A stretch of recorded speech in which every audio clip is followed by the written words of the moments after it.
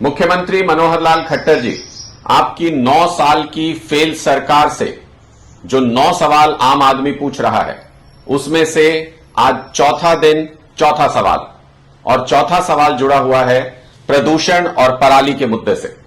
मुख्यमंत्री जी, आज सुबह जब आप उठे, जब हरियाणा के लोग उठे, तो पूरे देश के सबसे प्रदूषित 12 शहरों में से 6 शहर हरियाणा के थे। आखिर क्यों हरियाणा के लोगों को जहरीली सांस लेने के लिए मजबूर होना पड़ रहा है? आखिर आपकी सरकार ने प्रदूषण से संबंधित प्रबंधन का कोई भी इंतजाम क्यों नहीं किया? आपकी सरकार में प्रदूषण लगातार हरियाणा के अंदर क्यों बढ़ता चला गया? दिल्ली में इतनी डेंस पॉपुलेशन है, उसके बावजूद पिछले 8 सालों में दिल्ली के अंदर 30% तक प्रदूषण में कमी आई है, क्योंकि दिल्ली सरकार ने उसके लिए एफर्ट किए। वहां पर सीएनजी की बसें चलती थी, अब इलेक्ट्रिक बसें चलाई गई। हरियाणा में डीजल की बसें चलती थी, आपने सीएनजी की तरफ जाने का और उसके बाद इलेक्ट्रिक बसों की तरफ जाने का कभी नहीं सोचा, कोई ख्याल नहीं आया, इस बारे में आपने कोई कदम नहीं उठाया। दूसरा, वहां पर अगर आप देखेंगे दिल्ली में, वहां पर कूड़ा जलाने पर पाबंदी है, वहां पर उसके लिए 600-700 टीमें डिप्लॉय की गई हैं, उसमें कमी आई। वहां पर कचरा प्रबंधन की व्यवस्था की गई। हरियाणा के अंदर आज तक कचरा प्रबंधन की कोई व्यवस्था नहीं है। हर शहर में कूड़ों के ढेर आप देख सकते हैं, हर शहर में कूड़े को जगह जगह पर जलाया जाता है। तीसरी और सबसे महत्वपूर्ण बात, आपने ग्रीन कवर बढ़ाने के लिए काम नहीं किया। हरियाणा में ग्रीन कवर बढ़ाने के लिए आपने क्या किया?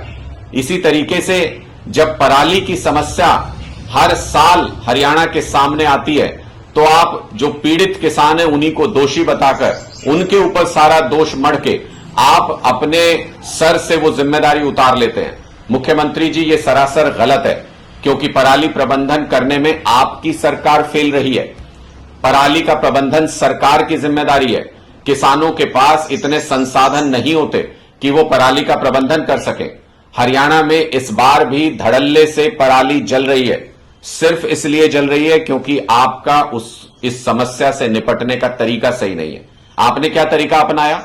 आपने किसानों के ऊपर एफआईआर दर्ज कर दी, 550 से ज्यादा किसानों पे एफआईआर, फाइन लगा दिया, 15 लाख रुपए पेनल्टी आपने लगा दी। कहां से भरेगा किसान ये पेनल्टी? उसके पास तो अपने जीवन यापन के लिए ही पैसा नहीं है। एमएसपी आप फसलों का दिला नहीं पा रहे हैं। तो इसका मतलब ये कि इस प्रदूषण की समस्या से, पराली की समस्या से निपटने के लिए आपने जो योजना बनाई उसके ऊपर काम नहीं किया। पराली के प्रबंधन के लिए आपने मशीनों पर सब्सिडी देने की बात कही, लेकिन सब्सिडी घोटाला हो गया सैकड़ों करोड़ रुपए का। जमीन के ऊपर वो मशीनें हैं ही नहीं जिनके ऊपर आपने कागज पर सब्सिडी दे दी। आपने कहा 5 लाख एकड़ में घोल का इस्तेमाल किया जाएगा।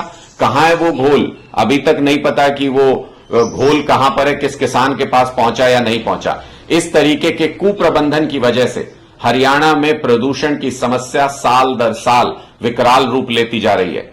आपने चाइनीज पटाखों के ऊपर हरियाणा के अंदर क्या सख्ती से उनके ऊपर बैन करने की, उनको कंट्रोल करने की कोई प्लानिंग बनाई?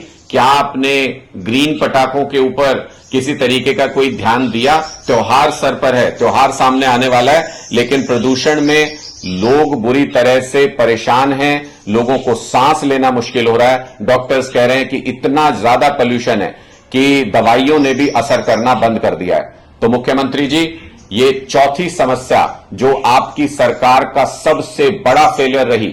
आपकी सरकार के 9 सालों में हरियाणा में प्रदूषण लगातार बढ़ता जा रहा है, और आज के दिन की स्थिति यह है कि पूरे देश में, जिसमें मेट्रो सिटीज भी आते हैं, इतने बड़े बड़े शहर आते हैं, उन सारे शहरों को पीछे छोड़ते हुए हरियाणा के 6 शहर सबसे ज्यादा प्रदूषित शहरों की लिस्ट में शामिल हैं। 12 में से, पूरे देश के 12 सबसे प्रदूषित शहरों में से 6 हरियाणा के अंदर हैं। यह बहुत ही शर्मनाक बात है और ये आपकी सरकार के फेल होने पर मोहर लगाती है।